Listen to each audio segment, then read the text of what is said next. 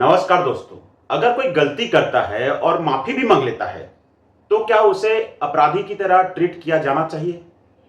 हम बात कर रहे हैं समिस्था पैनोली की, 22 साल की लड़की।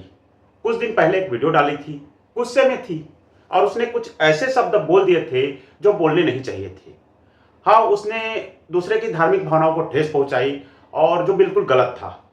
धर्म कोई भी हो, आस्था कोई भी हो, उसे चोट पहुंचाना उचित नहीं है और उसे इस बात का एहसास हो गया था। उन्होंने माफी भी मांग ली थी और वीडियो डिलीट कर दी थी। लेकिन अभी अभी खेल शुरू होता है हमारे सिस्टम का। उसे रातों रात गिरफ्तार करने के लिए हजारों किलोमीटर से दूर जाकर गुड़गांव पहुंचती है, उसे गिरफ्तार करके वापस ले जाती है।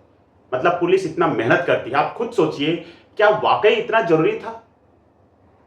जब कश्मीर में हमला हुआ तो आतंकी हिंदू कह कह के मार रहे थे। इस बात का समिस्था को गुस्सा था और इसी गुस्सा में समिस्था ने वीडियोस बनाना चालू किया। उनका अंदाज थोड़ा अलग था, चटकुले ढंग से या कुछ गाली का उपयोग करते हुए क्रोध रूप में अपनी वीडियो बनाती थी और उनका अंदाज लोगों को पसंद भी आया, फॉलोअर्स भी बढ़े, कमेंट्स भी आने लगे और उसी रफ्तार से वो बढ़ती गई और उसी रफ्तार में शायद कुछ हदें पार की और उन्होंने अपनी गलती मानी।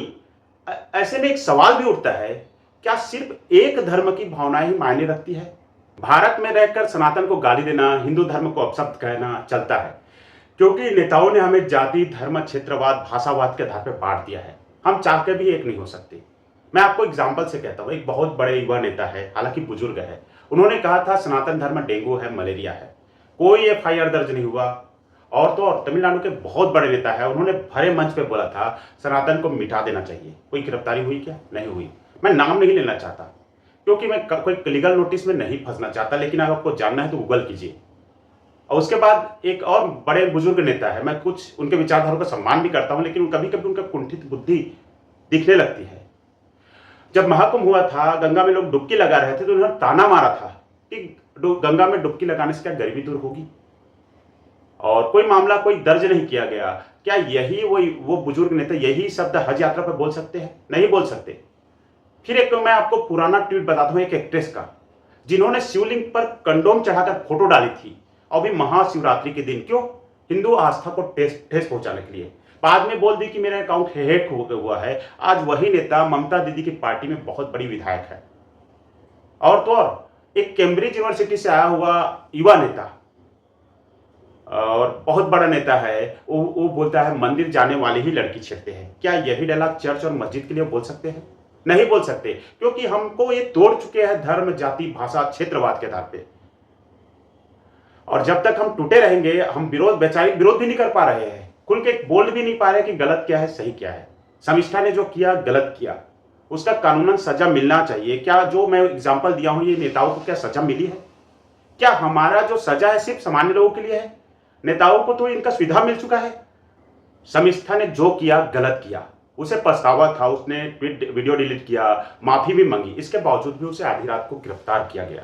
इतना ही एक्टिव ये पुलिस या जो हमारा सिस्टम है उन नेताओं पर क्यों नहीं होता जो जहर फैलाते हैं, जो धर्म के नाम पे लड़ाते हैं, मजहब के नाम पे लड़ाते हैं, हिंदू देवी देवताओं के प्रति गलत ट्वीट करते हैं, गलत भाषण करते हैं या उपहास उड़ाते हैं, उन पर क्यों एक्शन नहीं लिया जाता?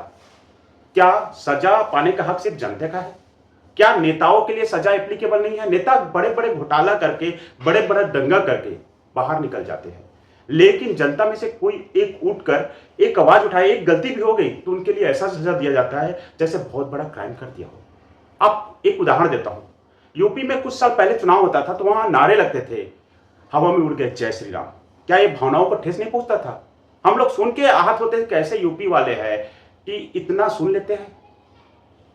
मैं तो बोलता हूं सबसे ज्यादा गद्दार ना हमारे रिलीजन्स में है। लोग सुन के हंसते हैं, उनको अंतर नहीं पड़ता। उनके सामने उनके धर्म को गाली दे दो, उनके माँ बाप को भी गाली दोगे ना तो पैसा के लिए खा जाएंगे। उनके लिए सबसे बड़ा चीज है उनके नेता, जिसके लिए वो झंडा उठाते हैं। वो देश का झंडा, धर्म के झंडा छोड़कर अपने नेताओं का झंडा उठाते हैं। गुलाम है वो। अरे आपकी विचार है, आपको अपने विचार रखने का हक है। हाँ, विचार उस तरीके से रखो कि किसी धर्म को आहत ना पहुंचे। अगर इतना ही एक्टिव पुलिस या हमारे सिस्टम रहता उन नेताओं के प्रति, उन अपराधियों के प्रति, उन जहर फैलाने वाले लोगों के प्रति, तो आज दिन देखना नहीं पड़ता।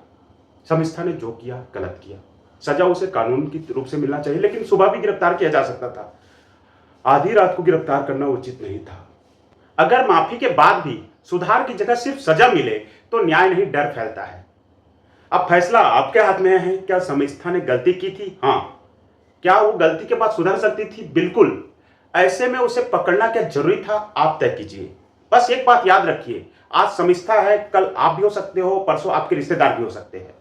आपको याद रखना है। जय हिंद, जय भारत।